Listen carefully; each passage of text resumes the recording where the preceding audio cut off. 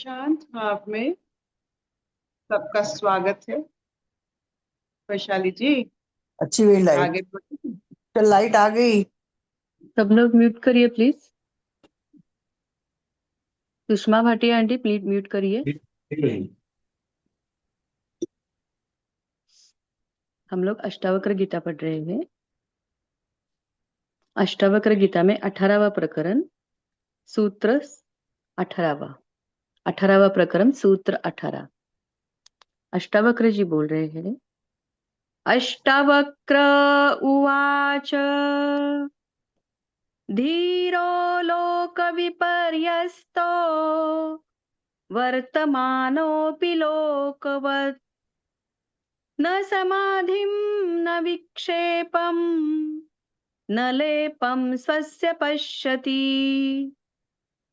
धीरो लोकविपर्यस्तो वर्तमानोऽपि लोकवत् न समाधिं न विक्षेपं न लेपं स्वस्य पश्यति। जो संसार की तरह बरतता हुआ भी संसार से भिन्न है, वह धीर पुरुष न अपनी समाधि को, न विक्षेप को और न बंधन को ही देखता है। जो संसार की तरह बरतता हुआ भी संसार से भिन्न है, वह धीर पुरुष न अपनी समाधि को, न विक्षेप को और न बंधन को ही देखता है। हरिओम।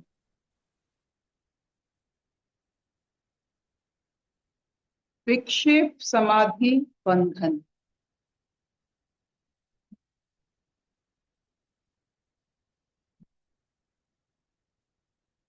जब हम कोई तीर को एक धनुष से छोड़ते हैं, उसे निक्षेप कहा जाता है।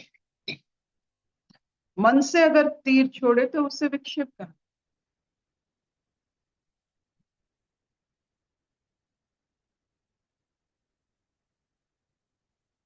जो विक्षिप्त ना हो, कोई तीर वो नहीं छोड़ रहा, जहां है बस वही है, उसे समाधि की क्या प्रयोजन है? वही तो समाधि। अगर स्थिर है, विक्षिप्त नहीं, तो वो किसी बंधन में पड़ ही नहीं सकता।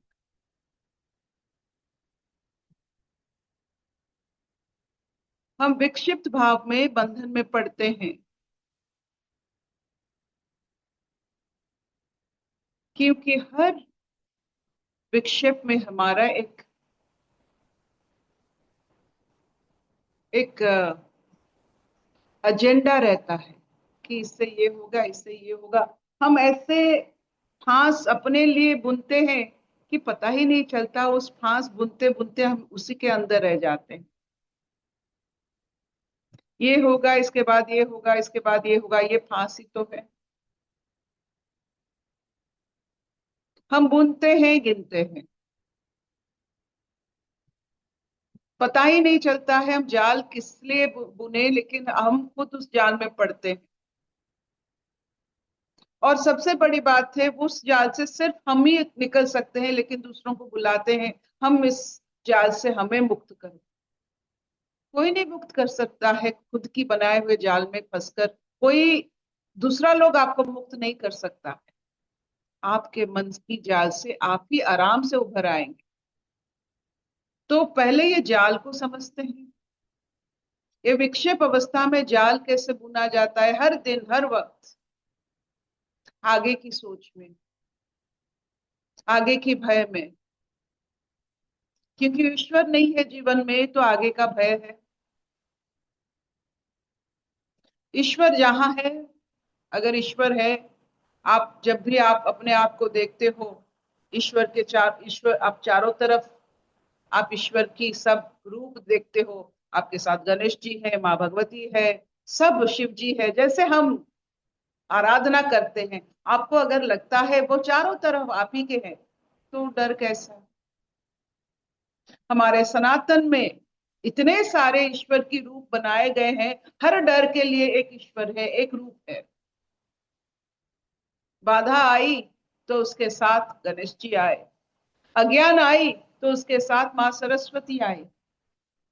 जब हम शक्ति क्षय हो जाता है, माँ दुर्गा आ जाती है। जब चलाना पड़ता है नारायण का कोई भी रूप आ जाती है, राम जी आ जाती है, कृष्ण जी आ जाते हैं। अगर ट्रांसफॉर्मेशन करने की जरूरत होता है तो भैरव, शिव, शंकर, ये सब हमारे साथ होते हैं, लेकिन महसूस हम कर ही नहीं पा रहे हैं। हम तो जाल बुनने में मगन हो जाते हैं। ईश्वर को कैसे लाए अपने साथ? कभी अपने आप को ऐसे बिठा कर देखो और चारों तरफ इन रूपों को अपने चारों तरफ देखो। यही यहाँ बैठे हैं गणेश जी, यहाँ बैठे हैं भगवती माँ सरस्वती। ये सब आप अगर अनुभव करोगे, ये जाल बुनना बंद हो जाएगा।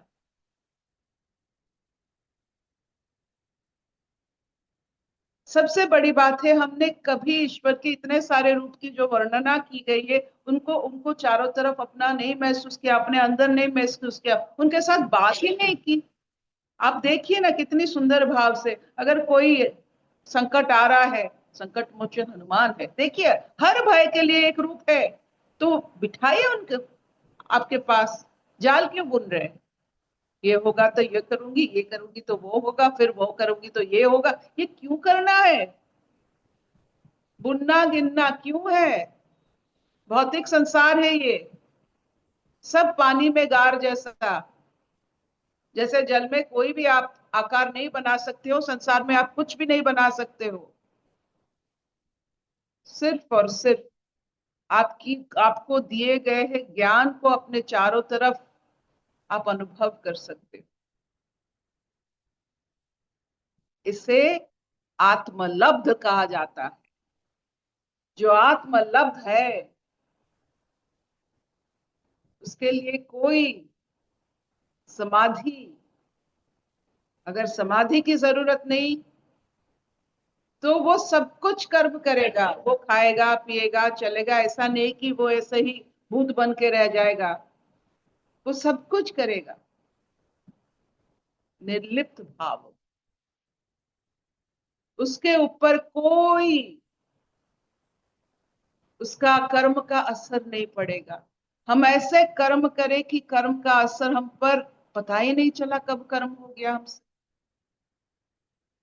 चाय बनाते बनाते ईश्वर के साथ रहते रहते कब चाय बना लिए, कब बाथरूम साफ हो गया,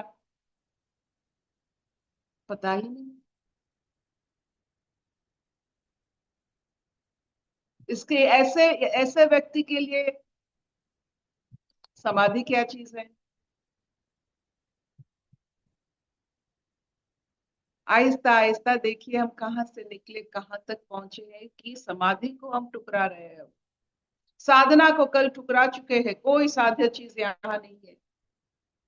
कितनी फ्रीडम है, कितनी मुक्ति है, कुछ करना नहीं है, बस बुनना गिनना नहीं है।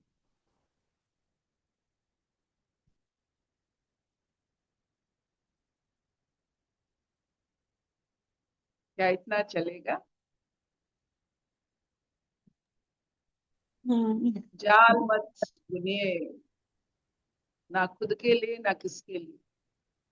मैं ये कहूंगी, जैसे घर में हम देखते हैं बहुत सारे कि अगर कुछ अनबन बन गई तो प्रिपरेशन होके जा रहे हैं, मुझे ये कहना है, अगर ये कहेंगे तो मुझे ये कहना है। छोड़ दीजिए ना माँ सरस्वती के ऊपर, वो तो जीव के मालिक है, वो तो भंडार है शब्दों की, वो कहेंगे ना, थोड़ी आप कहेंगे। कभी बिठाकर देखिए चारों तरफ अपनी, हर वो रूप जो आपको बताया गया है, सब रूप है। सब डर के लिए एक रूप बनाया गया है, जितना भय उतना भगवान। तो भय आती ठीक है, लेकिन उससे भगवान बनाई, भय से भगवान बनते। हम भय से क्या बनाते हैं? नरक जैसा अपना जीवन। अगर भय से भगवान बन लिए तो भय का आदर ही हो गया। भय को हमने सही व्यवहार किया, हर भय से भगवान बनाई।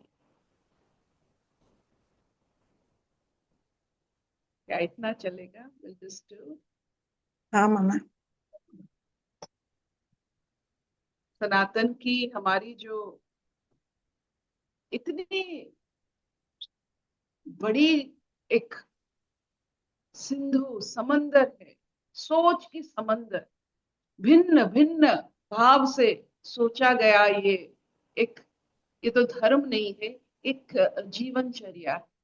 क्या करे अब 50 के बाद, जब संसार की कोई व्यवस्था में और रुचि नहीं रहा, करे क्या अब? वानप्रस्थ में क्या करे? ईश्वर को बिठाइए चारों तरफ, यही करते हैं।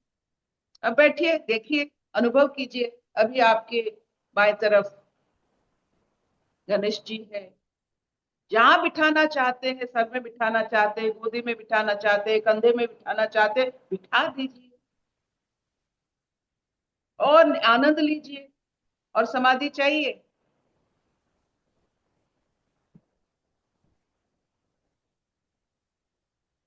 अशतो मा सद्गमय, तमसो मा ज्योतिर्गमय, मृत्युर्मामृतंगमय। सर्वे सुखिनः सन्तु, सर्वे सन्तु निरामया, सर्वे भद्राणि पश्यन्तु, मा कश्चित् दुःखभाग् भवेत्। ओम शांति शांति शांति। और सबसे बड़ी बात है, ईश्वर आपके प्रारब्ध नहीं काट सकते, कम नहीं कर सकते, लेकिन आपको धैर्य दे सकते। जब आप प्रारब्ध काट रहे होंगे आपकी दशा के अनुसार, ये ईश्वर के जितने सारे रूप आपकी सहायता करेंगे, आपको चारों तरफ रहेंगे, लेकिन आपको महसूस करना है। जो महसूस करेंगे वही लगे। समाधि तो एक महसूस है ना, तो कृष्ण क्यों नहीं आप महसूस कर सकते? कृष्ण महसूस हुआ तो समाधि हुई।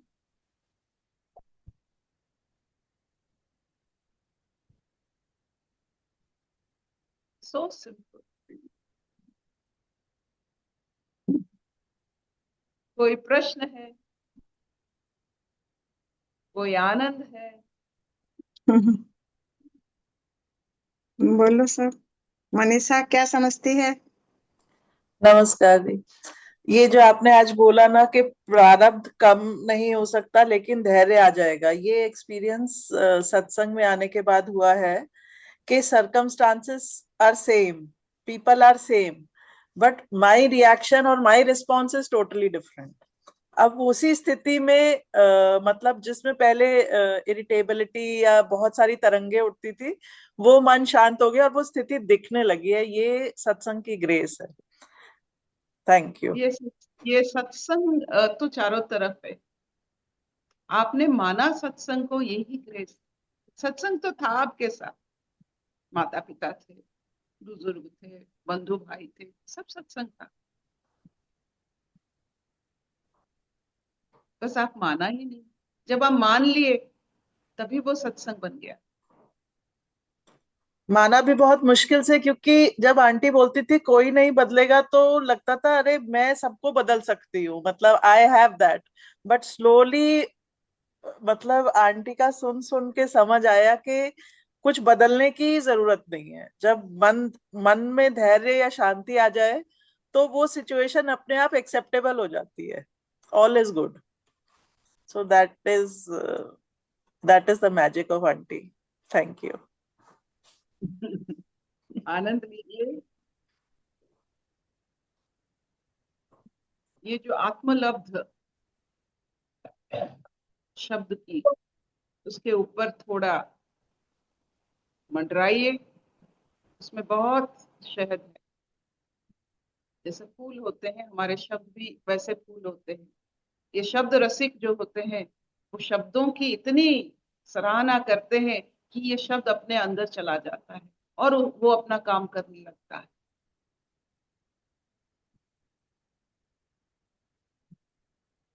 Thank you.